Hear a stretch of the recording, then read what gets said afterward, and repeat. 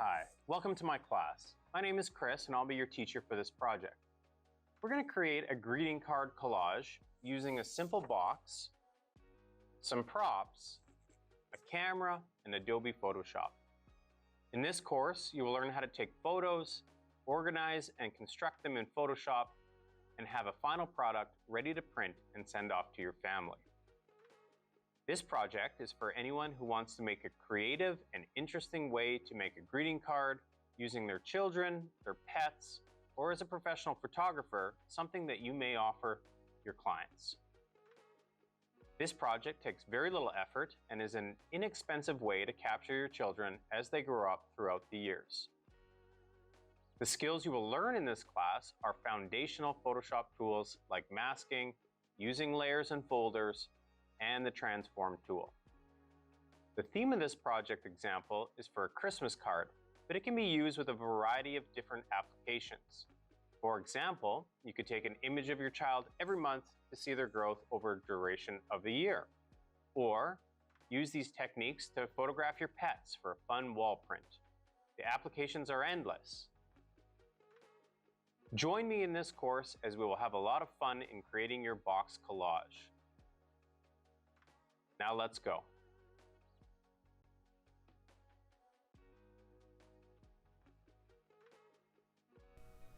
The first thing that you need to do is find a box.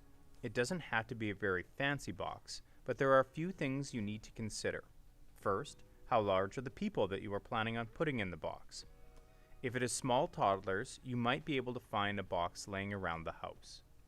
If you're concerned about more than one person in the box, or your client is a little bit larger than a toddler, you might consider making your own box. In my example, I used some scrap wood to make a 30-inch cube, and then I used some old cardboard boxes to create the inside by hot glue gunning them to make this simple shape. Decorating your box is completely up to you. You can have a plain box, or you can put in props and other objects so that your client can interact with it. After completing a couple of these greeting cards, I found it useful to cut a hole in the side of the box so that the parents could play peekaboo with the little hole. This way, it would draw their attention to the parent and they would point or look in that direction. This will be useful later when we want some variety in our shots. This isn't necessary for older children who can take direction from an adult.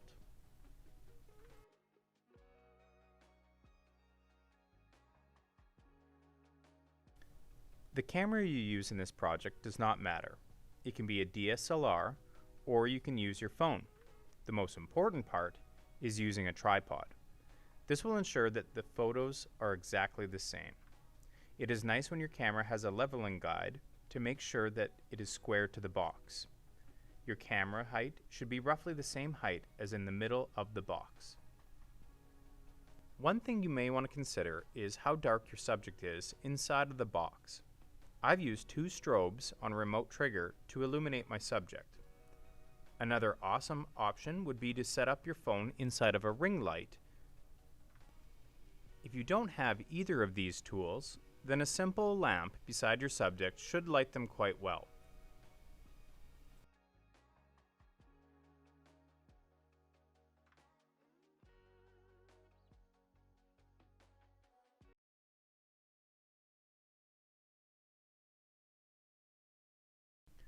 Now it is time to shoot. It is much easier if you have an assistant with you or have a remote trigger so that you can move around your subject. Of course, you will want to think out your wardrobe and any props that you will have in your photos. Try to have as much variety in your photos as possible. Get your subject to look up and down so that when we put them into the grid, they will appear like they are looking at themselves or their siblings. The subject can also leave the perimeter of the box so that we can see legs dangling or arms reaching outside of the box. Make sure that you keep your subject safe. In my case, I have practiced with this toddler before shooting, so I knew that he would not leave the box.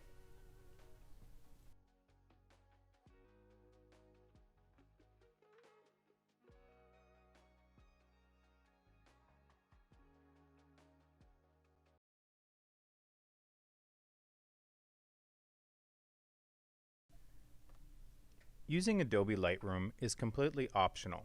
You don't need it in order to complete this project, but if you do use Lightroom, it is a nice way to organize your photos. The way I organize my photos is by giving them a number. I want my photos to be different, so I will select a series that looks similar and pick the best ones out of that series. It is best to have roughly 12 to 15 photos to choose from with variety throughout your options. Many times I select more photos that I need, and then I go back, and from those starred photos I will select the best in a series and give them a color by hitting a number such as 6 to 9. In this case, I have narrowed them down and given them a color by clicking 7, which is yellow.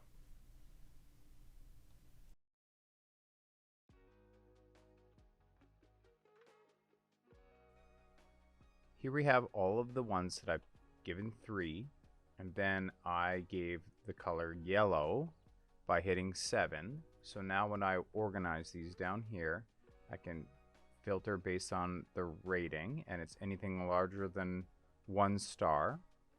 And I'm going to hit 7, or the yellow color. And these are all the ones that I've picked that I think will look good in the photo. And I have 13, so I have 1 extra, and I can always add more later. So what I'm going to do is I'm going to select the first one, and then go to the end, select the last one. I held down Shift to do that. I go to the grid view, and I guess the first thing I should do is probably edit them. So I'm going to pick this photo right here, just one in the middle, and I'm going to edit photos so they get the right feel and all the photos will look the same. So bring up the exposure a bit, a little bit of contrast, and this will be what you do depending on what your style is. You're going to be different than me, and I do very little edits to my photos. But the one thing that I want to make sure I do is I want to selected, and it's going to sharpen up those corners. And then the other thing I want to do is I want to make sure that it is nice and square. What full does. Okay, full looks great. Might square out that image if you're off kiltered a little bit. And then all I'm going to do is I'm going to sync these to all of the other photos, and it should be good right here. So I'm going to go sync. Now all the other photos should have the same exposure and have the same settings. So now when we go back to library, I have all these photos that look great. Okay, so all I'm going to do now is I'm going to go right click, I'm going to go edit in. Oh, and I need more than one selected, so I'm going to go hold down Shift, have all the photos selected, and then I'm going to go edit in, open as layers in Photoshop. Now I have 13 photos here and they're all raw photos, so this is going to take me a little while. So I'm going to hit open as layers in Photoshop, and Photoshop is going to import those photos all into one file but 13 layers.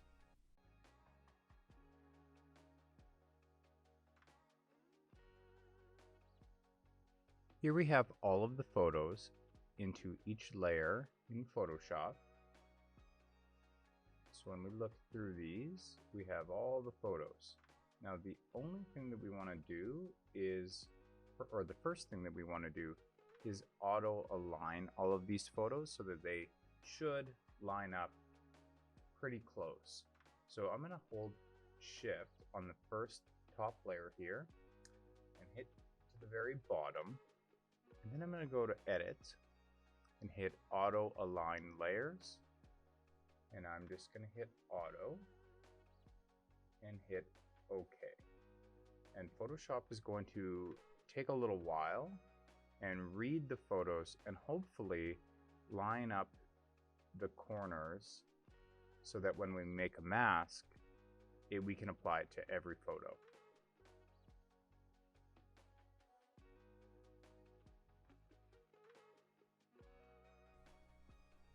So here we are, Photoshop did its job, and we can see that for the most part, all of the boxes line up.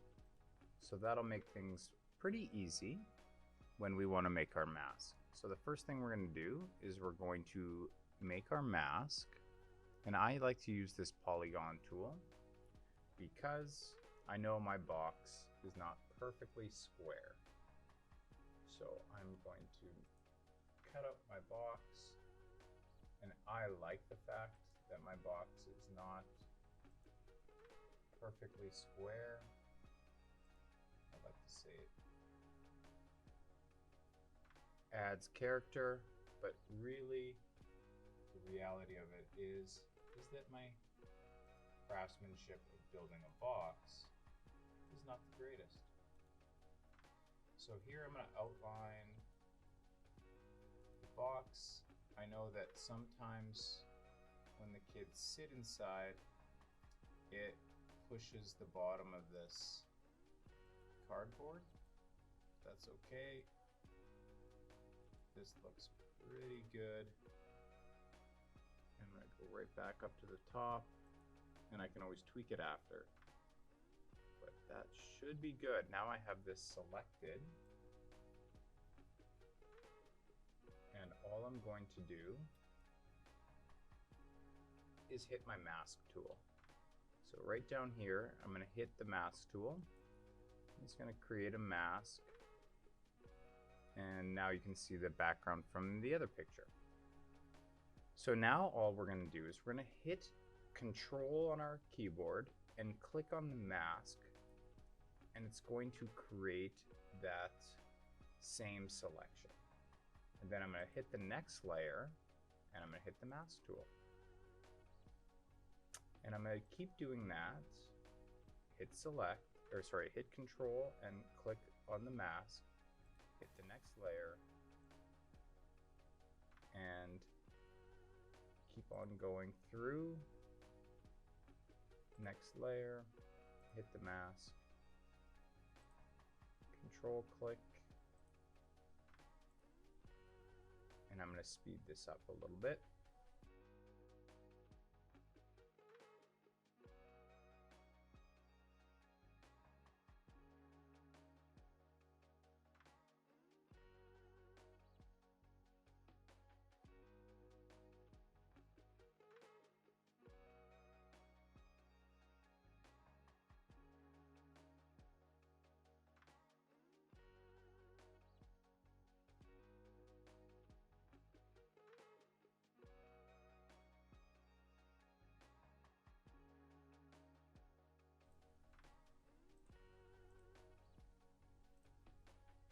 And there we have it. So we have all of our boxes masked.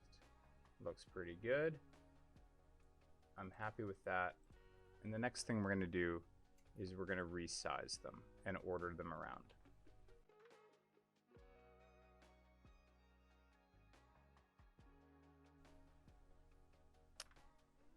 So now I have these masked. I'm going to resize all of them at the same time so that I don't have to do it individually. So I'm going to go on the top layer, hold Shift, and select the bottom layer. And all of these should be selected. Now I'm going to hit Control T to make a bounding box around that image. And I'm going to eyeball it. I'm holding down Shift in the top left-hand corner, and I'm making my images kind of roughly there. I want to get 4 across the top and then 3 rows down. So that looks about right. I'm going to hit Enter, and it's going to resize all of them.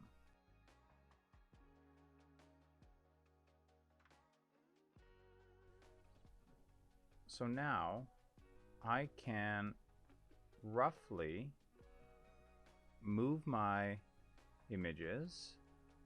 I have them all selected, so I'm going to select the first one, and I'm going to just make kind of an eyeball attempt at moving my images to see roughly how they're going to fit on my page. So I've got 4 across. That looks pretty good. And then I'm just going to place them 3 down there. So I'm going to stop there. That's a pretty good start. And what I'm going to do now is I'm going to crop my whole sheet so that it is a 5x7. So we're going to make a card that's 5x7. So I'm going to do this now so that I know the parameters in which I'm.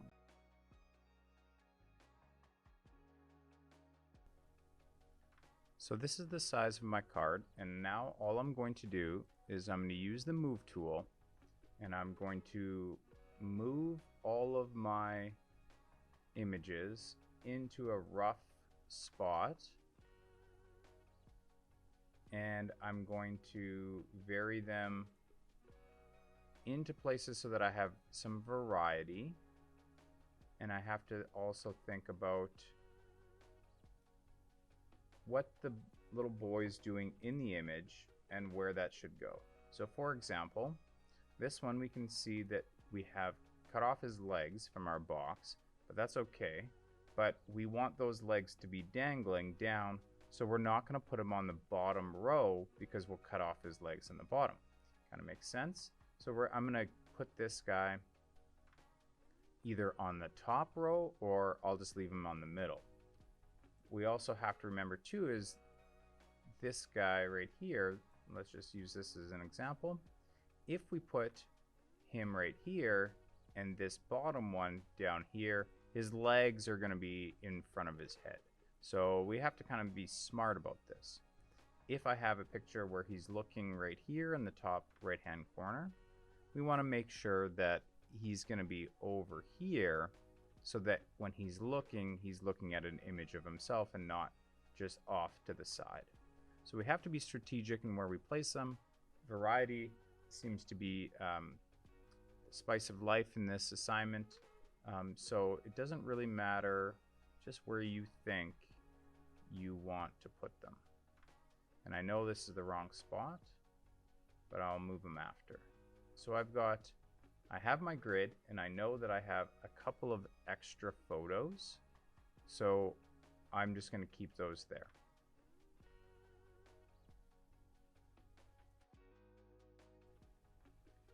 Now that I have a rough outline of where they go, I'm going to now organize my layers into folders, and then I'm going to put my pictures in the folders so that I can work it on a row at a time.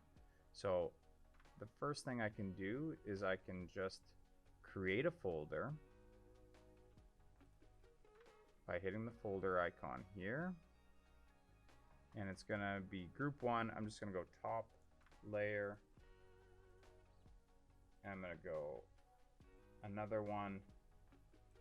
And it's going to go middle. And I'm going to add another one. And I'm going to go bottom. Okay, so I've got the top layer.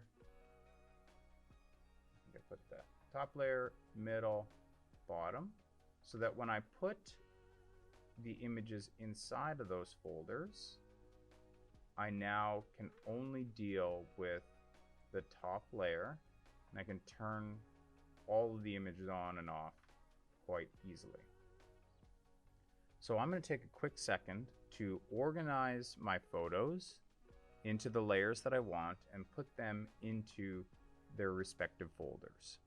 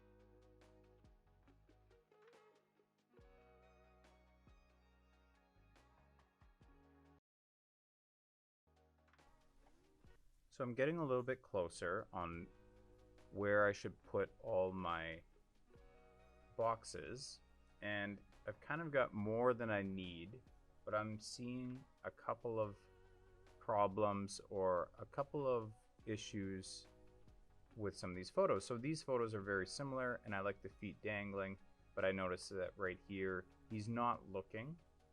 So I'm going to make sure that this one is the photo that we take, and hopefully if I put them in the right folder I can toggle them on and off. And I noticed that this one's not in that layer, so it should be easy to find. I can see that it's in this top layer, so I'm going to move it down to the middle layer, and if it's going to go on the very end, I'm going to put it to the very bottom. Now I see this image, I don't even need that image, so I'm going to hit delete, and now I have this image right here. Now this could cause some problems where we have feet dangling here, feet dangling here, and I want more variety. I also have the present, and I have a present. I have a snowman and a snowman on different layers. That's good. He's looking down, he's looking up to here, he's looking across, and he's looking over here. So these are all good. I don't know if I like the trees right here.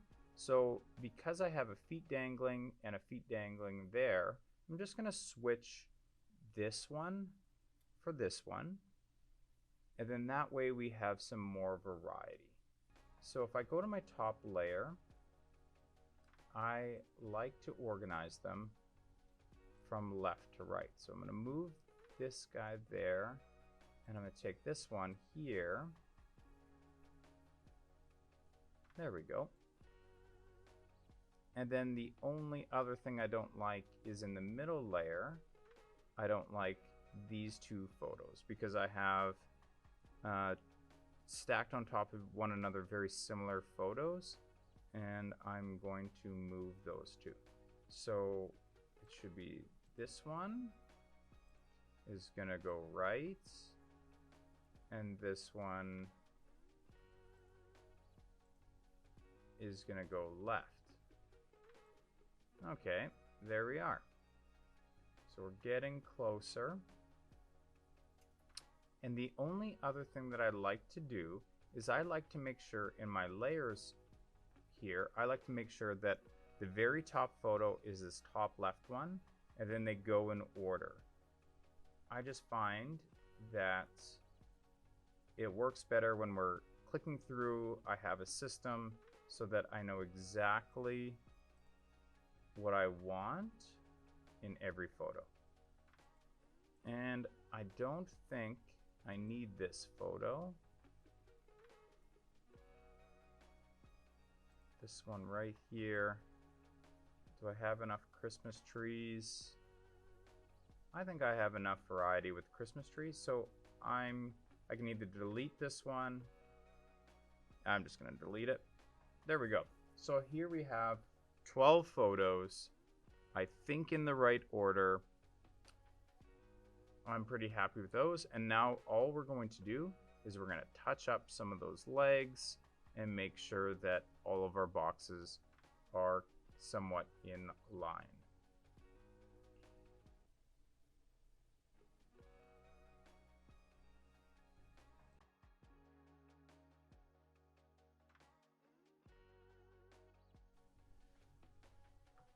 So now the only thing I'm going to do is I'm going to show you how to fix this third image. We want to make sure that he has legs to dangle over top of the next box. So we're going to click on that layer, and then I'm going to hold down Shift and select the mask, and you will see that now we've hidden the mask, and we are going to zoom in, and we're going to select his legs, and we're just going to paint those back in so that he has legs dangling over the box. So I'm going to use the quick selection tool, and I'm going to select his pajamas and his toes.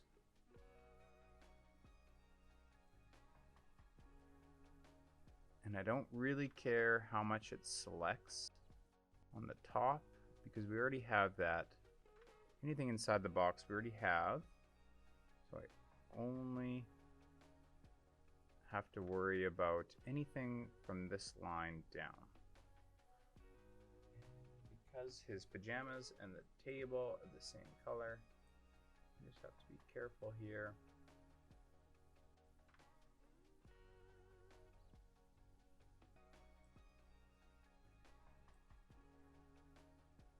And that should do it.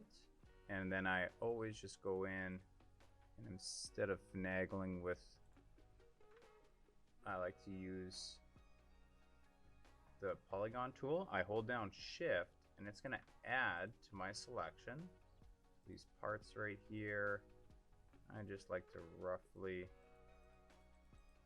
get those. And it's going to add to my selection. I'm not going to mess around with his toes and the quick selection tool thinking about what I want. So I'm just going to push this selection this way, go back to the beginning, and then it adds that selection. And then I can do the opposite. I can hit Control, and I have the negative sign now. Now I just don't need that corner of his foot. Perfect. And I would do the same over here. It's not going to be able to distinguish between the color of his pajamas. I'm going to hold down shift. Just going to add that in there.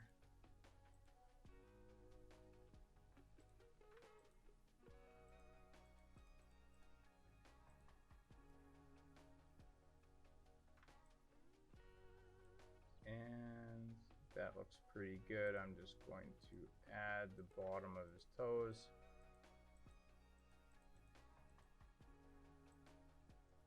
There we go. And maybe the side of his foot here. I just missed the edge where it falls into shadows. There we go. I think that looks pretty good. So now I'm going to hit shift on the mask and it brings back what we have masked. I'm going to select a brush. If I hit D, it's going to default to black and white, and I want to reveal. So I'm going to hit X. It changes my color to white. And, oh, I made my mistake. I'm not on the mask. I'm actually on the image. So I hit Control Z. I hit my mask, and I'm going to paint in with white. There's his toes and his feet and everything. And get this leg in there. There we go. Okay, then I can kind of see here. Did I miss? Nope, I got it. Control D, I can zoom out. And there we go. His feet are dangling over the other box. We've got that done. Now I won't waste your time in showing you how to do it, but I know his hand is supposed to be pointing down here, and I know his feet dangle there. So I'm going to quickly touch those up and get everything looking the way they should.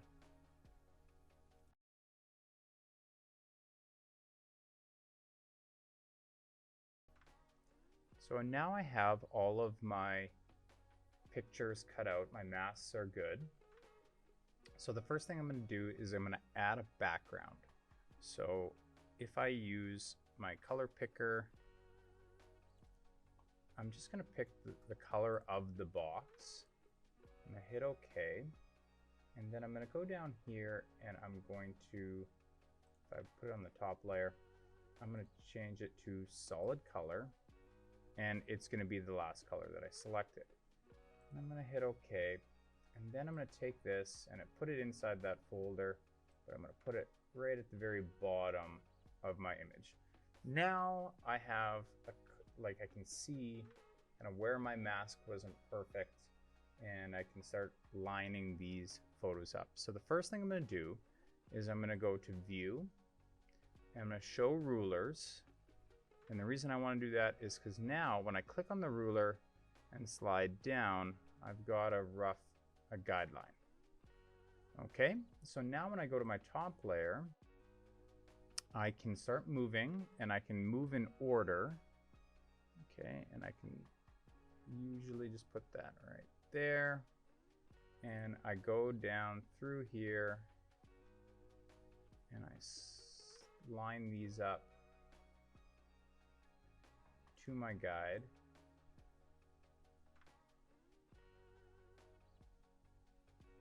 My smart guides are on. It's going to kind of tell me where I should put it. And then my last one,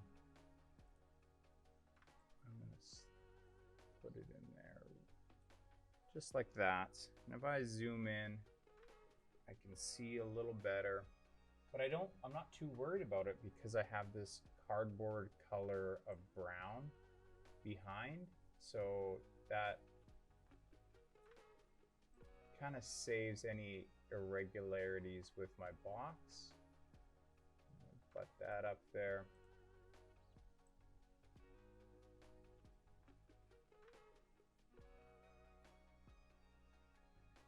There we go.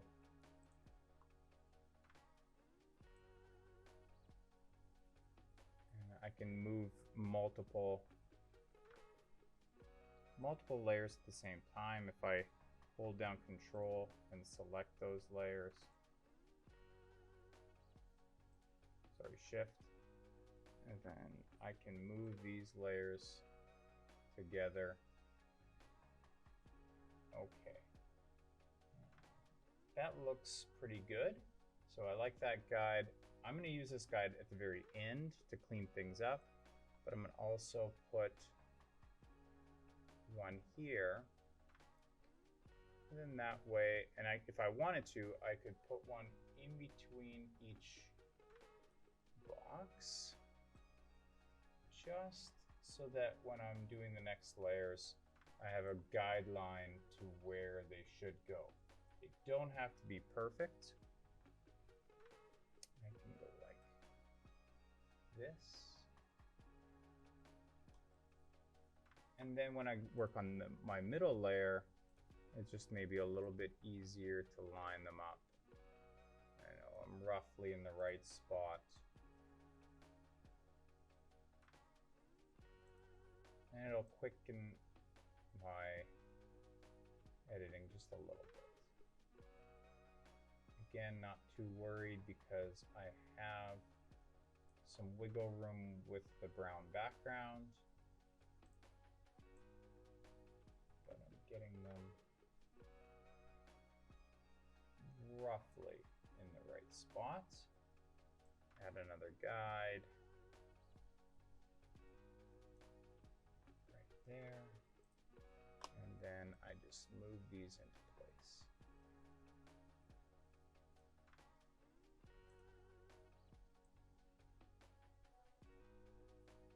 And the reason why I like to put them in order from left to right, left being on top, is just so that I know exactly where they are when I have to edit a certain layer.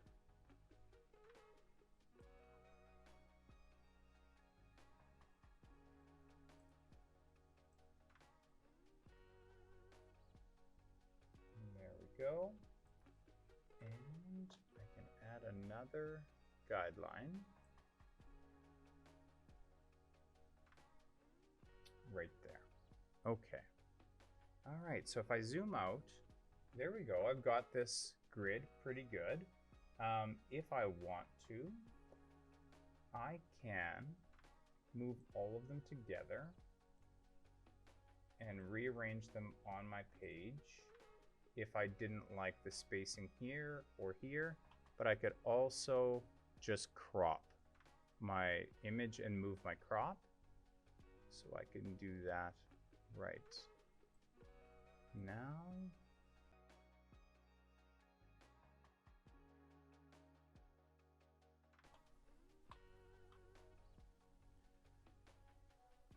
So if I wanted to, I can easily leave these here and just give myself some more space at the bottom. And it looks a little bit more centered.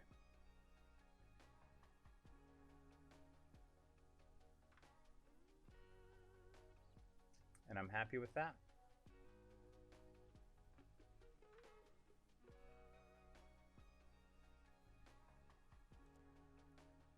This is my image right now, and I'm happy with this. So now if I want to export it, I can hit save, and it will export to Lightroom. It'll automatically go into my folder where I exported it from. So here it is, and now I could hit export and then export it where I want it to go, which would be the folder in which I want it to. So I just hit export and there it goes. If I wanted to save it and export it in Photoshop, all I have to do is go save as a copy, and instead of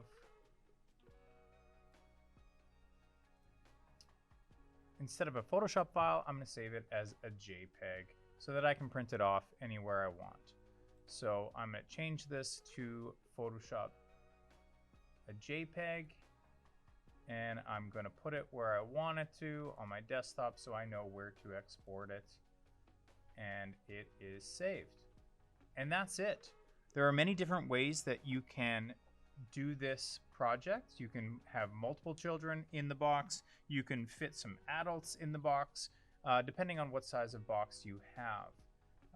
The sky is kind of the limit to what your creative outlet could look like.